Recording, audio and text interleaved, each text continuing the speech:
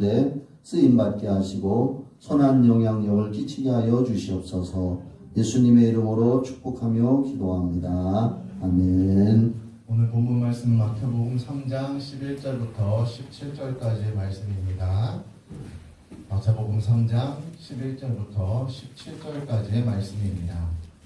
제가 읽어드리겠습니다. 나는 너희로 회개하게 하기 위하여 물로 세례를 베풀거니와 내 뒤에 오시는 이는 나보다 능력이 많으시니 나는 그의 신의 들기도 감당하지 못하겠노라. 그는 성령과 불로 너희에게 세례를 베푸실 것이요 손에 키를 들고 자기의 타작마당을 정하게 하사 알곡은 모아 곡간에 들이고 죽더미는 꺼지지 않는 불에 태우시리라. 이때 예수께서 갈릴리로부터 요단강에 이르러 요한에게 세례를 받으려 하시니 요한이 말려 이르되 내가 당신에게서 세례를 받아야 할 터인데 당신이 내게로 오시나이까. 예수께서 대답하여 이르시되 이제 허락하라. 우리가 이와 같이 하여 모든 일을 이루는 것이 합당하니라 하시니 이에 요한이 허락하는지라. 예수께서 세례를 받으시고 곧 물에서 올라오시세 하늘이 열리고 하나님의 성령이 비둘기같이 내려 자기 위에 임하심을 보시더니 하늘로부터 소리가 있어 말씀하시되 이는 내 사랑하는 아들이요 내 기뻐하는 자라 하시니라. 아멘. 오늘 본문 말씀으로 목사님께서 말씀 전해주시겠습니다. 할렐루야. 한 주간 동안 잘 지내셨어요? 날씨가 많이 추울 때도 있고 좀 변덕스러운데 코로나 조심하시고 감기 조심하시고 모든 면에 하나님이 지켜주셔야 될 줄 믿으시지요? 교회 현장뿐 아니라 또 오늘 드림관의 방송이 잘 안 나오나요? 나오나 모르겠네. 또 나와요? 예. 또 유튜브로 들어오셔서 예배 드리는 분들이 있습니다. 모두 다 은혜 충만 받으시고 하나님의 사랑 많이 받는 사람 되시기를 주의 이름으로 축원합니다. 제가 올 들어서 성령에 대해서 좀 설교를 해야겠다 하는 그런 마음을 갖고 지난주에도 원동력, 우리 신앙의 모든 영적인 면에 힘이 되고 원동력이 되는 분은 성령님이시다. 그런 주제를 가지고 말씀을 드렸습니다.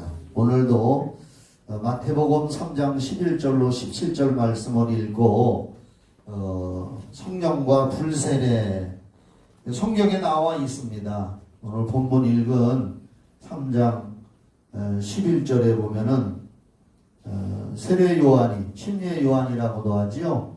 세례 요한이 이렇게 얘기했습니다. 나는 너희로 회개하게 하기 위하여 물로 세례를 베풀거니와 내 뒤에 오시는 이는 바로 예수님을 말하죠. 나보다 능력이 많으시니 나는 그의 신을 들기도 감당하지 못하겠노라. 그는 즉 예수님은 성령과 불로 너희에게 세례를 베푸실 것이요. 이런 말씀이 있습니다.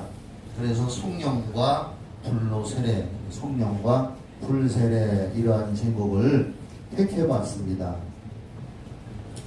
사실 세례 요한은 구약에 이사야 선지자가 예언을 해놨습니다. 광야에 외치는 자의 소리라고. 즉 예수님보다 6개월 먼저 태어난 구약의 마지막 선지자입니다. 구약의 마지막 선지자. 그리고 구약 성경 마지막 성경인 말라기에 예언이 되어 있습니다.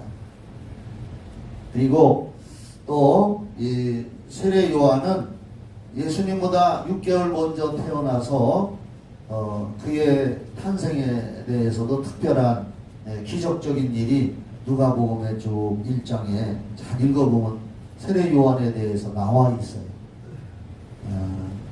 그래서 이 세례 요한의 사명은 사람들 그때 당시에 그 죄인들 구약의 율법하에 있는 그 죄인들을 예수님께로 소개하고 인도하는 그런 사명을 가진 사람이었습니다.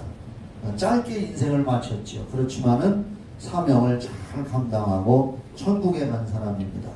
구약의 마지막 선지자고 예언자인데 오늘 읽은 이 마태복음 본문에도 이 사람이 특별한 사명을 가지고 요단강에서 사람들에게 회개하라고 외치면서 세례를 줬습니다.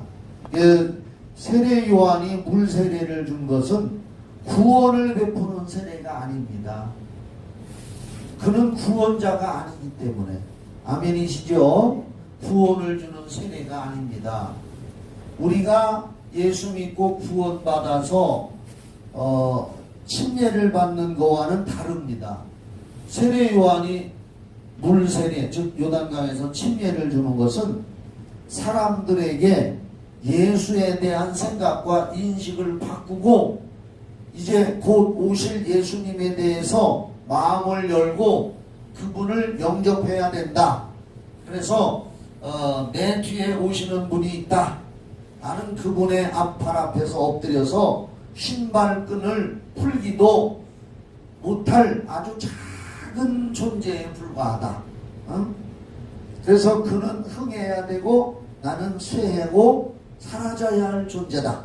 오직 예수만을 소개하고 예수님만을 사람들에게 믿으라고 외친 아주 그 사명을 가지고 태어난 사람이 세례 요한입니다. 그러면서 내 뒤에 오시는 분은 성령과 불로 세례를 주실 것이고 그리고 그분은 손에 키를 들고, 키라고 하는 것은 옛날 시골에 가면은 어머니들이 곡식을 이렇게 담아가지고 이렇게 까부르는 거 있어요. 까부르는 거. 봤는지 모르겠네. 그러면 그 바람에 의해서 껍질은 나가고 알맹이만 남는 건데 그것처럼 이게 까불른다고 하는 것이 맞나 모르겠네. 하여간 저는 그래요. 까불러서 알곡은 모아서 곡간에 드리고 쭉정이는 꺼지지 않는 불에 태우시리라. 예수님은 그렇게 하실 것이다. 예수님을 믿으면 알곡이 되고 예수님 믿지 않으면 쭉정이가 돼서 지옥불에 던져지게 될 것이다. 그러니까 예수님에 대해서 이 세례 요한이 이렇게 예언을 한 거죠, 여기에. 근데 마침 이제 이때에 13절부터 보면은 그렇게 이제 그 사명을 감당하고 있을 때에 예수님이 요단강에 이 세례 요한에게 세례를 받으러 왔어요. 그러니까 요한이 깜짝 놀라고 내가 오히려 예수님한테 하나님이니까 그분한테 내가 세례를 받아야 되는데 당신이 내게로 오십니까? 어찌 감히 하나님이 저한테 세례를 받으러 오십니까? 물 침례를 받으러 오십니까? 저는 못하겠습니다. 이런 뜻으로 이야기를 하니까 예수께서 15절에 보면 제가 읽어볼게요. 예수께서 대답하여 이르시되 이제 허락하라. 우리가 이와 같이 하여 모든 의를 이루는 것이 합당하니라. 여기 의, 하나님의 뜻이라고도 할 수 있고 이렇게 해야 하나님의 정의가 실천되어진다. 괜찮다. 그러니까 이 말씀을 제가 요새 좀 목 상태가 좀 그러니까 여러분 기도 많이 해주세요. 하나님의 의를 이루는 것이 합당하다.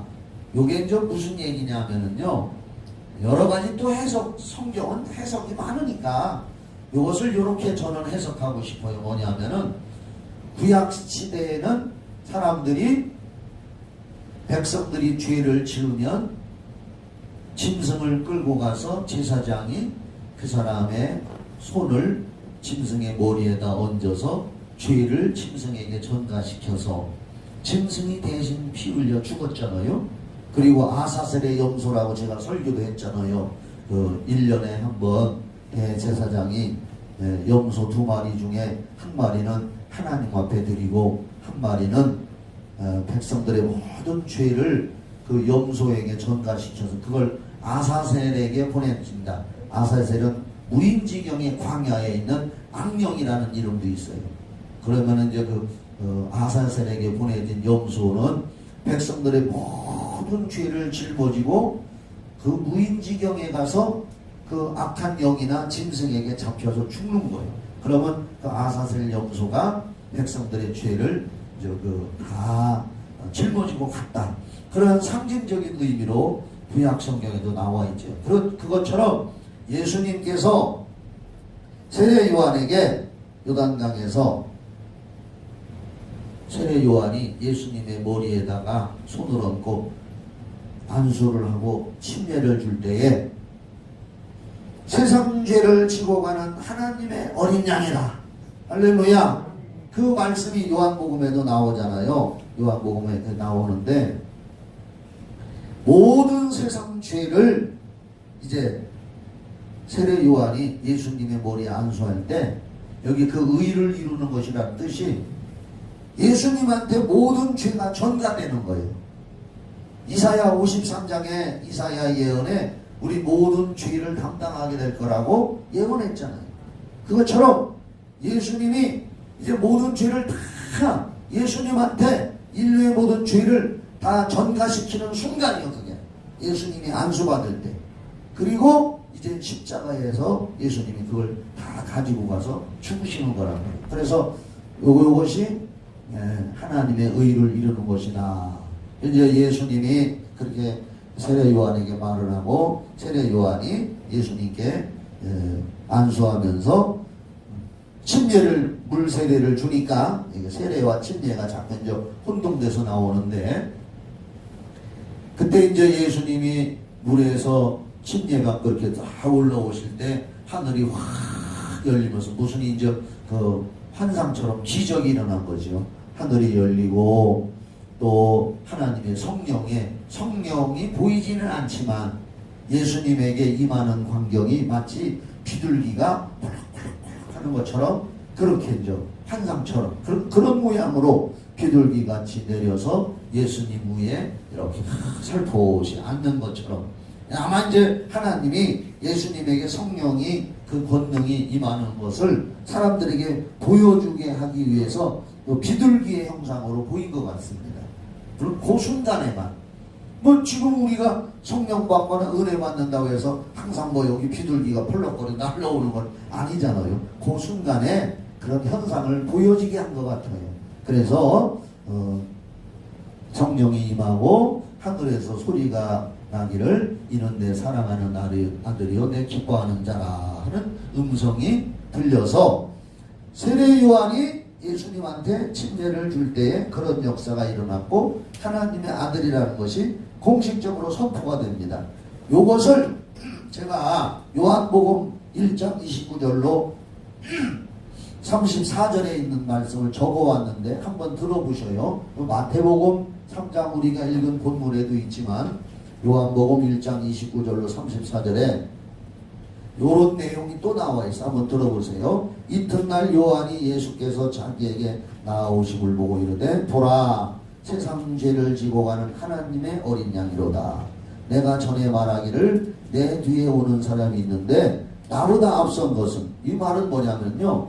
예수님이 육신적으로는 세례 요한보다 6개월 늦게 태어났지만 예수님은 하나님이시기 때문에 영원전부터 계신 분인 걸 깨달으시기 바랍니다. 나보다 앞선 것은 그가 나보다 먼저 계심이라 예수님의 선제성 한 것이 이 사람을 가리킵니다. 31절에 요한복음 1장 31절에 나도 그를 알지 못하였으나 내가 와서 물로 세례를 베푸는 것은 그를 예수를 이스라엘에 나타내려 함이라 하니라. 요한이 또 증언하여 이르되 내가 보매 성령이 비둘기같이 하늘로부터 내려와서 그의 위에 머물렀더라. 나도 그를 알지 못하였으나 처음에는 몰랐다는 거예요. 알지 못했으나 나를 보내어 물로 세례를 베풀라 하신 그이가 하나님께서 물로 세례를 베풀어라. 그러면 성령이 임하고 음성이 들리는 그분이 바로 하나님의 아들이시다. 할렐루야. 네. 성령이 내려서 누구 위에든지 머무는 것을 보거든 그가 곧 성령으로 세례를 베푸는 이인 줄을 알라 하셨기에 내가 보고 그가 하나님의 아들이심을 증언하였노라 하니라. 이렇게 요한복음 1장 29절로 34절에도 예수님이 요단강에서 침례받을 때 세례 요한이 예수님을 사람들에게 증언하고 또 성령이 임하는 광경을 보여주려고 내가 침례를 주고 있다. 이렇게 요한복음에도 기록하고 있습니다.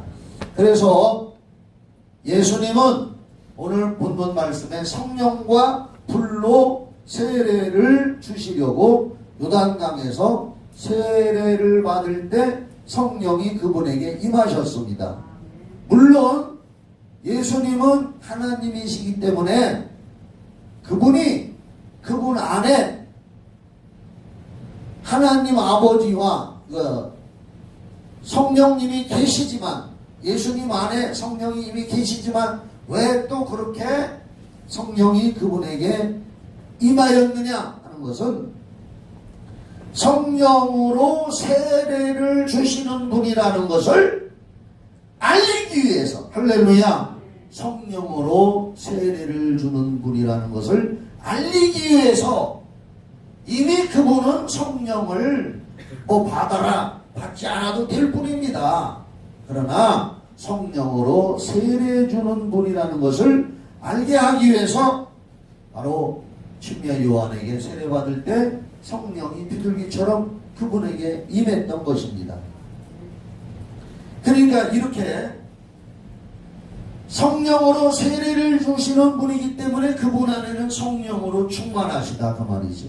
그러니까 우리가 다른 사람에게 사랑을 주려면 그런 얘기 있잖아요.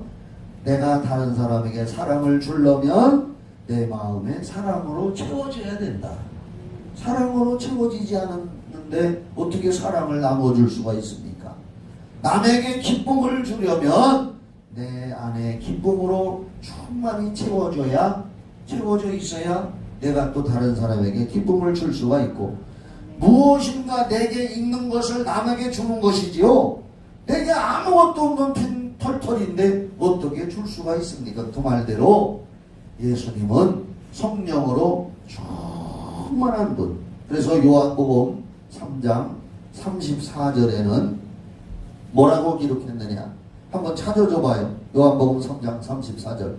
그 말씀을 저는 항상 좋아합니다. 아주 성령으로 한량없이 채워졌다. 요한복음 3장 34절 같이 읽어봐요. 시작. 하나님의 보내신 이는 하나님의 말씀을 하나니 이는 하나님이 성령을 한량없이 주심이니라.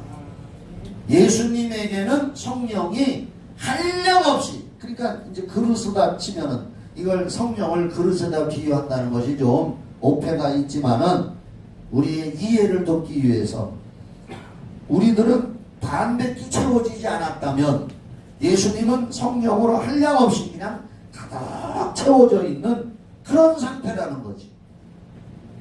그래서 예수님은 성령으로 충만하기 때문에 또 성령으로 세례를 주시는 분이시다. 그래서 성령 세례는 예수님이 주시는 것입니다. 우리가 성령을 구할 때 성령님 성령 세례 주시옵소서 이렇게 하면 좀 말이 이상한 거예요. 예수님 제게 성령의 충만함을 주시옵소서. 예수님 소리 안 해도 하나님은 아시니까 그냥 우리가 기도할 때 성령 충만 주세요, 성령의 은사를 주세요 이렇게 기도해도 되지만, 우리가 기도할 때 또는 우리 마음의 생각은 성령의 세례와 능력을 주시는 분은 바로 예수님인 줄 믿으시기 바랍니다. 요한복음 15장 26절에 부활 승천하신 예수님께서 이렇게 말씀하셨습니다. 아버지께서 받아서 내가 너희들에게 성령을 부어줄 것이다. 그러니까 성령의 출처는 성부이시고 성자는 그 성령을 받아서 우리들에게 보내준다고 요한복음 15장 26절에 말씀했습니다. 우리가 여기서 또 이해해야 할 것은 성령을 받아야, 성령의 이제 제가 말하는 성령은 은사적인 성령을 말하는 겁니다. 성령의 은사와 충만함을 더 많이 받아야 구원받는 거냐? 그건 아닙니다. 예수 믿고 예수님을 구세주로 말씀을 받아들여서 말씀에 기록되어 있는 복음을 받아들여서 내가 예수님을 인정하고 구세주로 인정하고 믿고 받아들여서 죄사함을 받고 하는 순간에 성령님이 그 사람에게 들어오시는 줄 믿으시기 바랍니다. 그건 동시적이라고 볼 수 있습니다. 그렇게 해서 성령의 내주라고 성령님이 우리 안에 들어와 계신 겁니다. 구원받았습니까? 여러분이 구원받았습니까? 그 성령님이 내 안에 들어와 계신 거예요. 성령이 들어와 계신 겁니다. 그래서 요한복음 3장 5절 말씀에 니고데모에게 예수님이 밤에 찾아온 니고데모에게 율법 학자인 니고데모에게 사람이 거듭나지 아니하면 하나님 나라를 볼 수 없다 이렇게 말하자 니고데모가 나이 많이 먹은 노인인데 아니 나는 늙었는데 어떻게 어머니 모태에 다시 들어갔다 나옵니까? 이 거듭남에 대해서 이해를 못했습니다. 그러자 예수님께서 요한복음 3장 5절에 뭐라고 얘기했느냐? 물과 성령으로 거듭나지 아니하면 하나님 나라를 볼 수가 없다. 여기서 물이라고 하는 것은 말씀을 말합니다. 물이 뭐라고요? 말씀을 말합니다. 그리고 그래서 우리가 이 말씀 한번 찾아봐야 돼요. 베드로전서 1장 23절을 한번 꼭 찾아줘요. 베드로전서 1장 23절. 이 말씀이 참 귀한 말씀이더라고요. 봐요. 너희가 거듭난 것은 썩어질 씨로 된 것이 아니요 썩지 아니할 씨로 된 것이니. 우리가 이제 마태복음 13장에도 씨 뿌리는 비유가 나오잖아요. 말씀을 뿌렸는데 새가 다 주워 먹었고 뭐 그런 얘기 나오잖아요. 그래서 여기 씨는 말씀이요.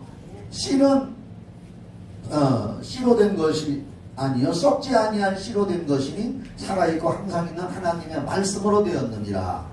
사람이 거듭난 것이 말씀으로 되었다. 그런데 여기서 잘 봐야 됩니다. 말씀으로 거듭난다. 그냥 말씀으로 거듭난다. 막연하게 그렇게만 하면 안 됩니다. 그 다음을 읽어보면요. 그러므로 모든 육체는 풀과 같고 그 모든 영광은 풀의 꽃과 같으니 풀은 마르고 꽃은 떨어지되 또 올려요. 오직 주의 말씀은 세세토록 있도다. 아까 23절에서 말씀으로 거듭난다 그랬잖아요. 자 보세요. 세세토록 있도다 하였으니 너희에게 전한 복음이 곧 이 말씀이니라. 이게 결론이요. 우리가 그냥 말씀으로 거듭나지 이렇게 하는데 막연하게 말씀으로 거듭난다 이렇게만 알아서도 안 됩니다. 우리에게 전한 복음이 이 말씀이다. 복음의 말씀. 그러면 그 복음이 성경의 말씀으로 기록되어 있는데 그 복음이 누구냐? 예수 그리스도라는 겁니다. 그래서 마가복음 1장 1절에 예수 그리스도의 복음의 말씀의 시작 이렇게 기록하고 있어요. 그러니까 우리가 나는 말씀으로 거듭났다 이렇게 하는데 그렇게만 하면 구원 못 받아. 따지고 보면은 그러면 그 말씀이 뭐냐? 성경에서 예수에 대해서 기록해 놓은 말씀. 할렐루야. 이게 복음이란 말입니다. 그 말씀. 예수가 어떤 분이냐? 예수는 영원부터 계신 하나님의 아들로 성령으로 잉태돼서 이 땅에 오신 분이고 구약의 예언처럼 우리 모든 죄를 담당하시고 십자가에서 내 죄를 도말하시고 그 피로 죄사함을 주셨고 그리고 그분은 3일 만에 부활하셨고 이게 성경의 말씀으로 기록되어 있단 말이에요. 그 말씀 할렐루야 그 말씀이 복음이란 말이에요. 예수에 대한 복음의 말씀을 모르고 말씀으로 그냥 구원받았지 그래요 나는 말씀으로 구원받았어 이렇게만 해도 안 된다 그 말이요. 그렇게 하면 천국 못 간단 말입니다.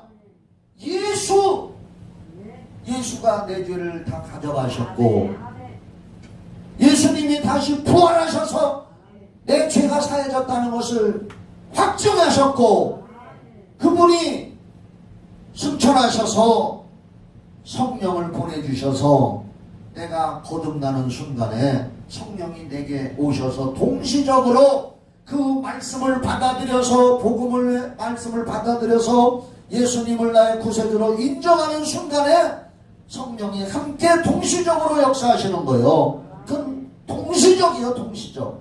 하나님의 신비로운 비밀이기 때문에 동시적인 거예요. 그래서 물과 성령으로 거듭난다는 요한복음 3장 5절 말씀이 이루어지는 겁니다.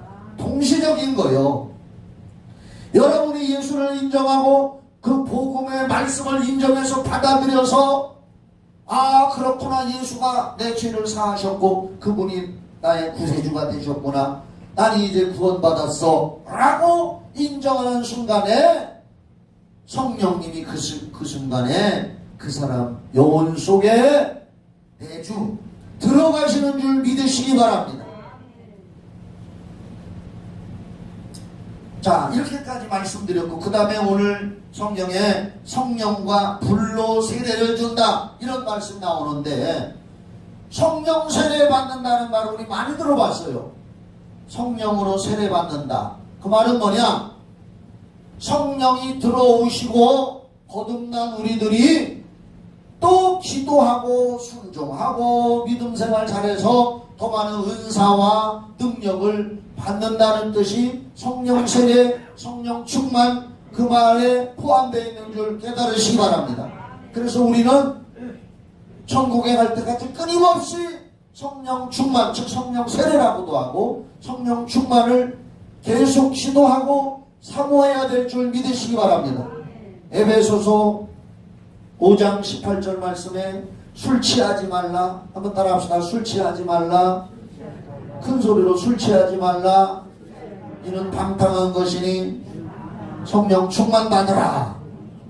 여기서 술이라고 하는 것은 물론 마시는 술도 되겠지만은 이 술은 세상을 말하는 거예요. 세상에 취하지 마라. 세상에 도취하지 말아라. 세상 것으로 꽉 채우지 말아라. 심령이 가난해져야 된다. 세상 것으로 부유하지 말고 차라리 성령으로 충만함을 받아라. 할렐루야. 그래서 우리는 일평생 성령의 충만함을 계속 기도하고 구해야 됩니다. 이게 이제 성령 세례, 성령으로 세례를 주시는 분이다. 또 불과 성령으로 세례를 주신다. 오늘 마태복음 3장 11절에 그렇게 말씀 나왔지요. 성령과 불로 너희에게 세례를 주신다. 구원받은 자, 그러면 성령 세례 또 불 세례는 무슨 뜻이냐? 해석이 많아요. 기독교 성경 하나 가지고 해석이 많기 때문에 장로교, 감리교, 침례교, 뭐 별의별 순복음 성경 해석이 많기 때문에 교파도 많아. 그래서 성령과 불로 너희에게 세례를 베푼다. 여기 마태복음 3장 11절에 성령과 불로 세례를 준다. 그 어떤 해석이 여러 가지이기 때문에 어떤 사람들은 성령 세례를 받으면 불같은 능력도 받는다. 이런 해석도 있습니다. 뭐 그것도 틀린 해석은 아니에요. 성령 세례를 받아가지고 불같은 능력을 받아라. 불은 원동력이니까. 아멘이죠? 그렇게 해석해도 또 맞습니다. 그러나 저는 또 이렇게 해석하고 싶어요. 그것도 맞겠지만은 성령 세례는 우리에게 불같은 능력이 되지만 성령을 받지 못한 자에게는 심판의 불이다. 한번 따라합시다. 믿는 자에게는 성령 세례는 불같은 능력이지만 믿지 않는 자들에게는 불같은 심판이 된다. 그렇죠. 불같은 심판, 불의 심판. 그래서 알고 온 모아 곳간에 드리고 쭉정이는 불에 태우시리라. 예수님이 바로 이어서 그 말씀을 여기 그 세례 요한이 바로 이어서 그 말을 한 데는 의미가 있는 거요. 성령 세례는 믿는 자들에게는 불같은 능력이 되겠지만은 믿지 않는 자들에게는 불로 태움을 받는 쭉정이가 불에 태워주듯이 태워져서 지옥에 가서 아주 죽는 건 아닙니다. 지옥에 가서도 영원히 살아요. 여러분 잘 기억하시기 바랍니다. 천국에 가는 사람들도 천국에 가서 영원히 살고 지옥에 가는 사람들도 지옥에 가서 영원히 산다. 할렐루야. 이걸 우리는 기억해야 됩니다. 아, 지옥에 가면 뭐 한번 불에 타버리면 그만이지.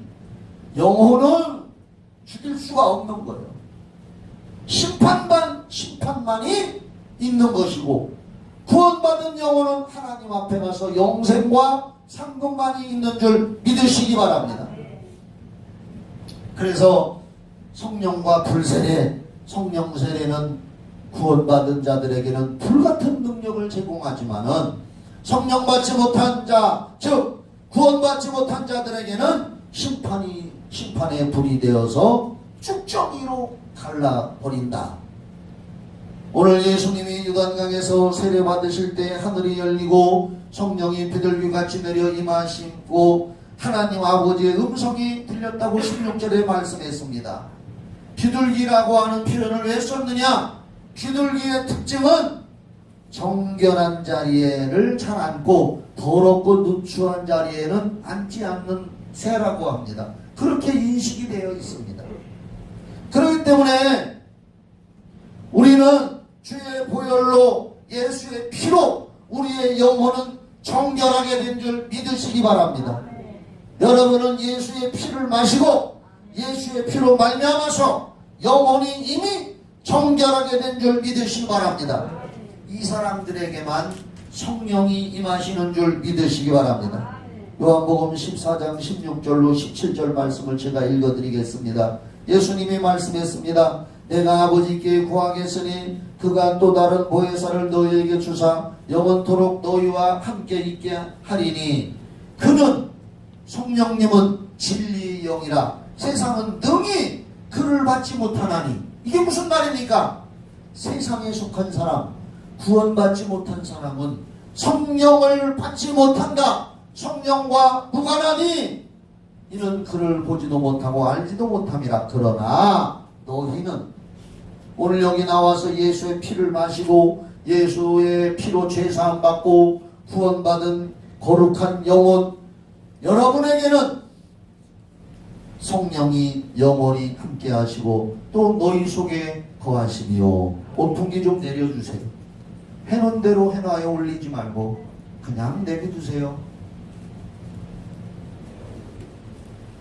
그래서 우리는 믿는 자가 세상을 향하여 성령의 권능을 나타내고 성령의 충만함을 받아서 불같은 성령의 능력을 받아서 성령으로 예수의 증인이 되라고 성경은 계속 말씀하고 있습니다. 사도행전 1장 8절에 오직 성령이 너희에게 임하시면 너희가 권능을 받고 내 증인이 되리라. 그래서 우리는 이 죄 많은 세상, 우리 신앙을 위협해오고 핍박해오고 욕하고 개독교라고 하고 하는 이런 세상에서 앞으로는 기독교를 더 핍박하는 세력이 정치계 또는 종교계, 민간단체, 별의별 단체에서 더 많이 일어날 것입니다. 이런 데에서 우리가 성령의 충만함으로 담대함을 얻어야 될 줄 믿으시기 바랍니다. 왜 우리는 잠깐 성령 충만함을 더 받아야 되느냐? 담대함을 상실해 가니까. 그게 제일 중요한 겁니다. 다른 어떤 능력도 중요하지만은 우리가 담대함을 잃어버리면 세상에서 패배자가 되고 피곤한 자가 될 수가 있고 자칫 잘못하면은 총알 앞에서 날카로운 칼자루 앞에서 담대함을 잃어버리면 예수를 배반할 자들도 나올 수가 있기 때문에 성령의 충만함으로 순교자의 각오를 가지고 담대함을 가지고 내 목숨이 지금 잠깐 끊어진다 할지라도 나는 영원한 천국을 사모하고 그 나라 가야 되기 때문에 라고 하는 담력을 성령이 주시는 줄 믿으시기 바랍니다. 이게 성령의 충만함의 가장 큰 목적이요. 사도행전에도 보면은 성령 충만해서 결과는 뭡니까? 그들이 담대히 말씀을 전합니다. 올해에는 우리 성경 닮은 교회 성도들이 담대해가지고 이 말은 성령 충만해가지고 지옥으로 가는 영혼들을 사랑으로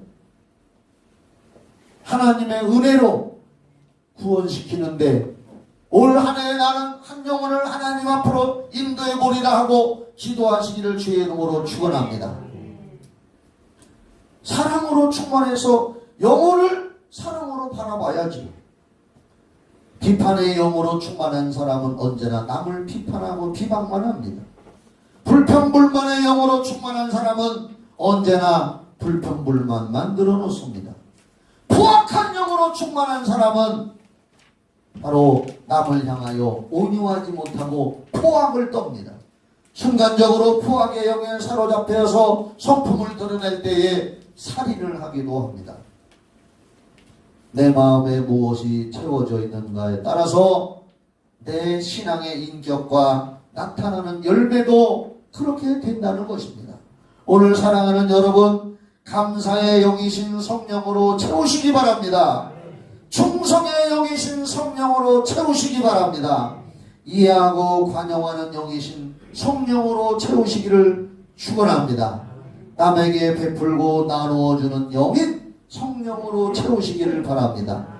복음 전파의 영이신 성령으로 충만히 채우셔서 죽어가는 영혼을 불쌍히 여겨서 한 영혼 건져내시기를 예수의 이름으로 축원합니다.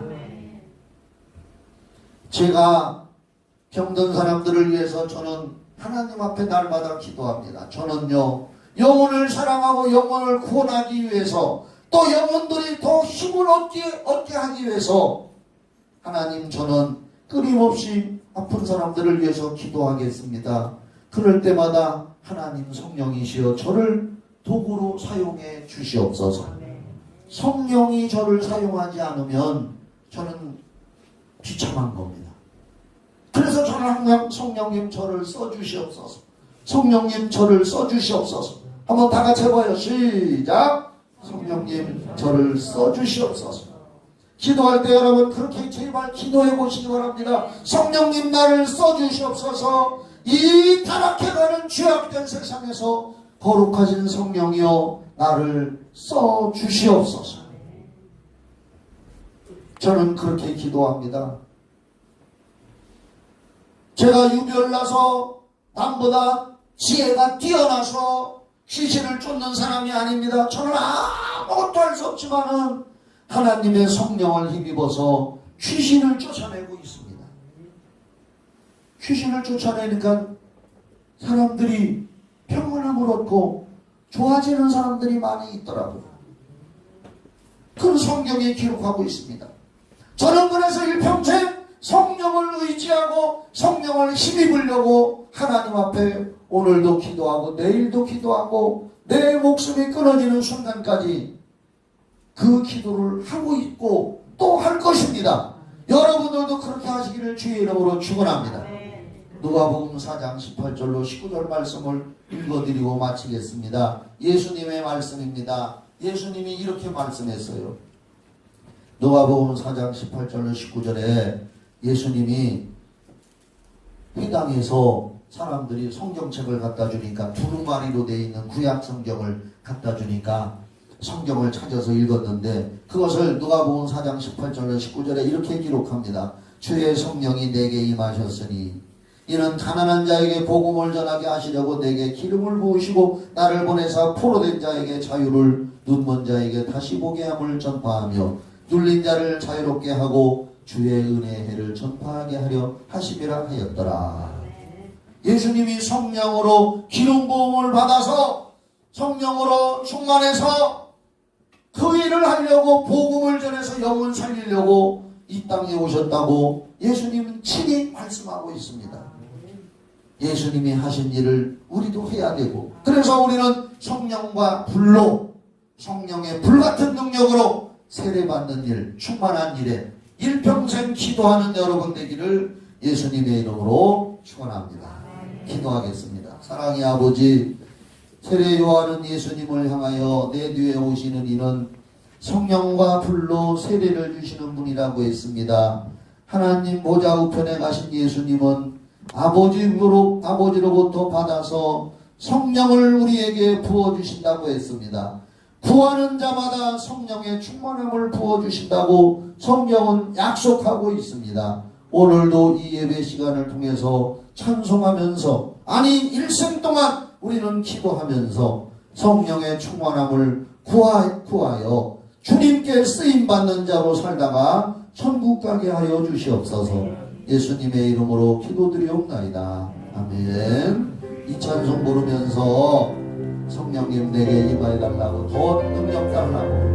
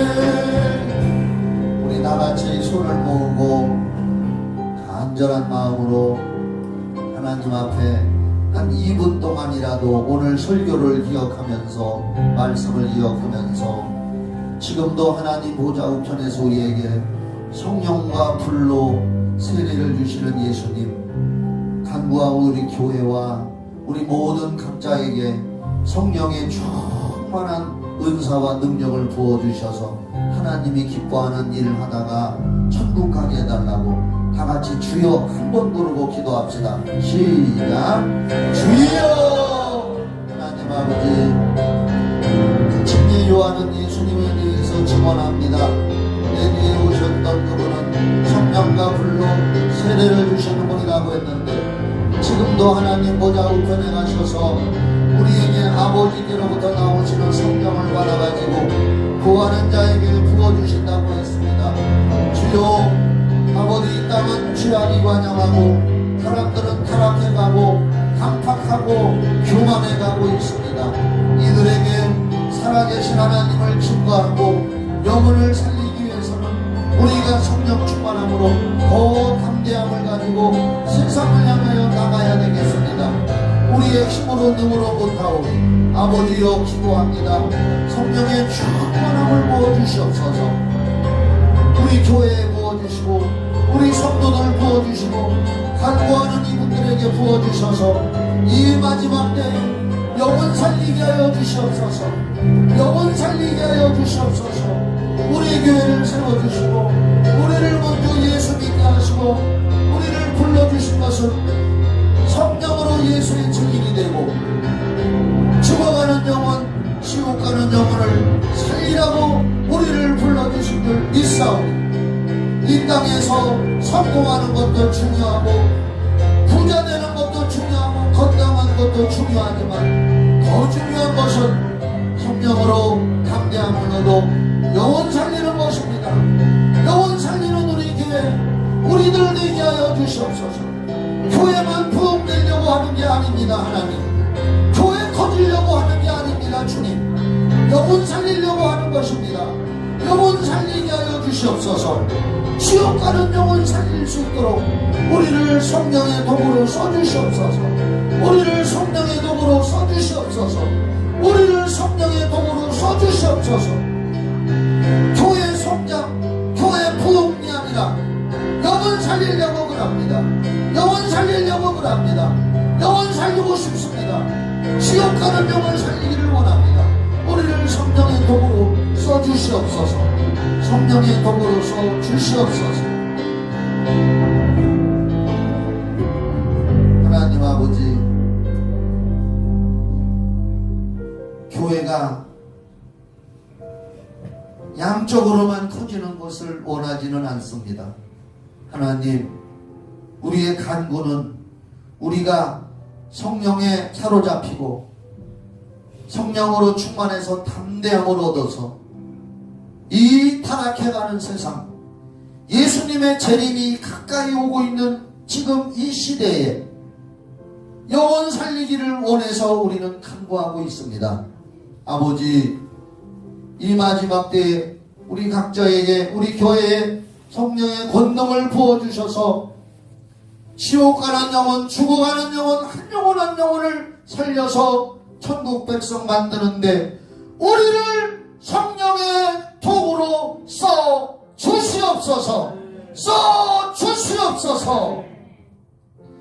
이제는 우리를 죄에서 구원해 주신 예수 그리스도의 은혜와 하나님 아버지의 그 크신 사랑과 성령의 교통하심과 인도하심과 충만하고 신선한 기름 부으심이 우리 교회와 예배드린 성도들과 이 청주시와 이 나라의 민족 전 세계 위에 영원히 함께 있을지어다. 아멘.